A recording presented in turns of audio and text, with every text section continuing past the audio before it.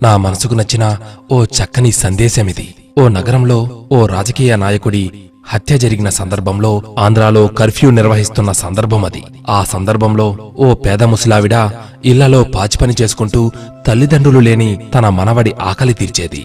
ఆ కర్ఫ్యూ వల్ల ఇంటి తలుపులు కూడా తీయడానికి వీలులేని పరిస్థితుల్లో ఆ ముసలావిడ తన మనవడి ఆకలి తీర్చలేక తన బాధను దేవునికి మొరపెట్టుకోవడానికి మోకరిల్లి, ప్రభువా, ఏలియాకి కాకితో ఆహారాన్ని సమకూర్చావు, అలాగే నా మనవడి ఆకలి తీర్చగలవని ప్రాధేయపడుతున్నాను అన్నది.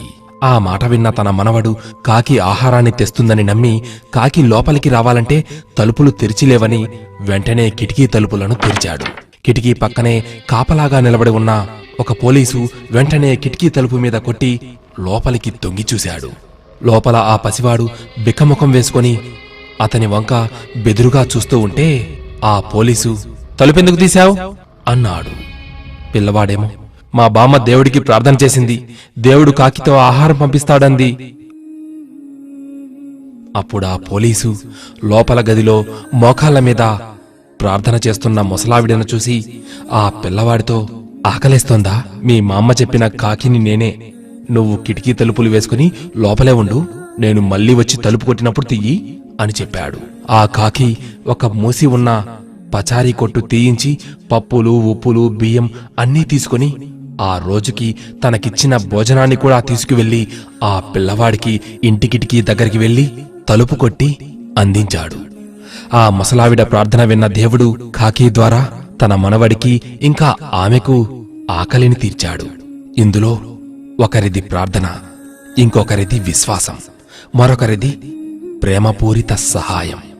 ముసలావిడ ఆ సమయంలో ఏ విధంగానూ అవకాశం లేకపోయినా కూడా దేవుడు చేసిన మహాద్భుతాలను గుర్తు చేసుకుంటూ స్తుతిస్తూ చేసిన ఓ ప్రార్థన.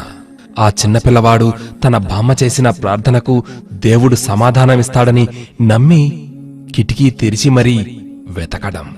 ఆ పిల్లవాడిలో దేవుడి మీద ఉన్న నమ్మకానికి ఆశ్చర్యపోయిన ఒక పోలీసు, అదే కాకి, ఆ పిల్లవాడి ఆకలిని గుర్తించి తన వంతు సహాయం చేయడానికి కాకిగా మారాడు. మన ప్రార్థనకు దేవుడు సమాధానమిస్తాడు అని చెప్పడానికి ఇటువంటి సంఘటన చాలు కదూ.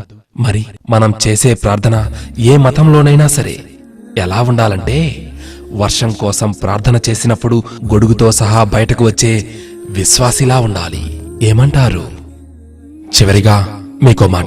జనంపై నెగిటివిటీ యొక్క ప్రభావం రోజురోజుకి ఎక్కువైపోతోంది. వాటిని అధిగమించే పాజిటివ్ విషయాలను తెలుగువారితో, తెలుగును అర్థం చేసుకునే వారితో పంచుకోవాలని నిర్ణయించుకున్నాను. ఇలాంటి పాజిటివ్ విషయాలను పొందటానికి నేమ్, ఆక్యుపేషన్, లొకేషన్ ని 9700055310 నంబర్కి వాట్సాప్ చేస్తే సరిపోతుంది. ఓ మంచి విషయాన్ని 10గురితో పంచుకోవడం మర్చిపోరు కదూ.